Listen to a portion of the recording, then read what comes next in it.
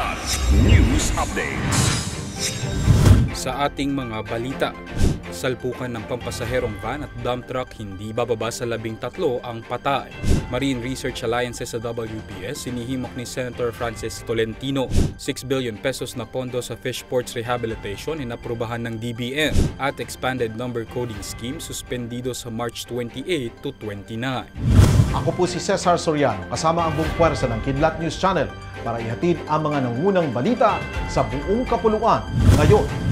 Hindi bababa sa 13 katao ang nasawi sa salpukan ng pampasaherong van at dump truck sa bayan ng Antipas sa Cotabato ngayong araw, March 25. Sa inisyal na ulat, patungo sana ng Kidapawan City ang van habang nasa kabilang linya naman ng truck nang mawalan ito ng kontrol habang binabaybay ang kahabaan ng National Highway sa Purok 2 sa Barangay Luhong dakong alas 12:40 ng tanghali.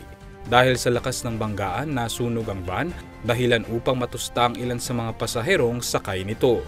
Agad na isinugod sa pinakamalapit na ospital ang driver ng truck at ilang mga nakaligtas, kabilang narito ang isang dating kapitana ng nasabing barangay. Samantala, nagpapatuloy pa ang investigasyon ng pulisya sa naturang trahedya.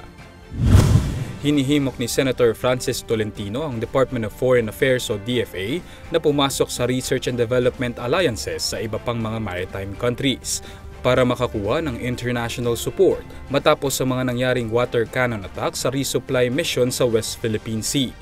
Binanggit ng senador ang mga bansang Norway, the Netherlands at ibang mga bansa sa Europa at Latin America bilang posibleng maging kaalyansa ng Pilipinas pagdating sa science and research on marine resources. Paliwanag ni Tolentino, bukod sa makukuhang suporta ng Pilipinas sa pamamagitan ng defense treaty sa ating mga normal allies, maaari ring makalikom ng suporta ang ating bansa sa mga non-defense allies na pipiliin ng mapayapang resolusyon para sa pagtatag ng international law.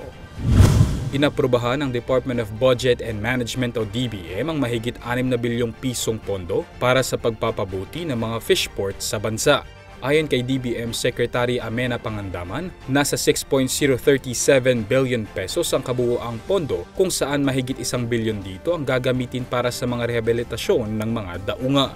Dagdag pa nito na malaki ang maitutulong ng pagpapabuti ng mga fish port sa kabuhayan ng mga mangingisda at kaunlaran sa isang lugar. Sa inilabas na datos ng World Bank, lumalabas kasi na 1.3% sa gross domestic product ng bansa ang nagmumula sa sektor ng pangingisda na nakapagbigay ng 4% o 1.6 milyong trabaho sa mga Pilipino.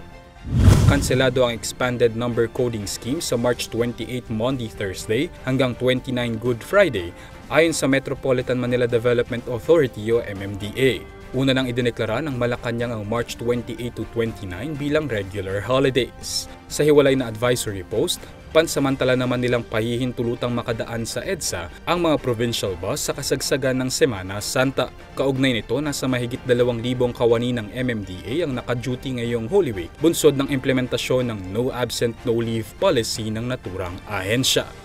Para sa Kidlat News Update, Renzel Lenon nag-uulat.